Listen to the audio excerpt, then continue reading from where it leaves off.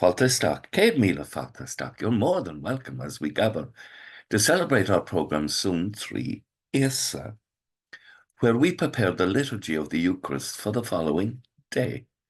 In this case, Thursday, the 12th of February, in the year 2026, week 5 in Ordinary Time. Now, our first reading is taken from the first book of Kings, and it tells how Solomon, for all his wisdom, remember, he's given this extreme gift of wisdom, he is led astray. He fails.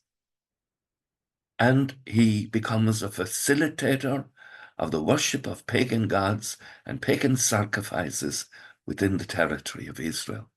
And the Lord is angry with Solomon because his heart has turned away from the Lord his God to please, instead of pleasing God, to pleasing people. So the consequence of this sin is that the nation is going to end up in a civil war in which the country will be divided and Judah will be left with one tribe.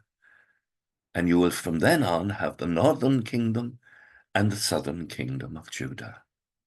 But the Lord will not do it during Solomon's time, but during Solomon's son's time. And this is true quite often. It's the children who take on the consequences of sin. The children who are coming into our society at this moment and being born are being born into the consequences of our lack of fidelity to the faith. This is how things happen. We're shaping the society they will live in. And if we create a society without faith, they live in it. So the psalm is poignant. "O Lord, remember me out of the love you have for your people." Psalm 106. And it details how people can be led astray. But Lord, remember us out of the love you have for your people. And then we have a contrasting thing.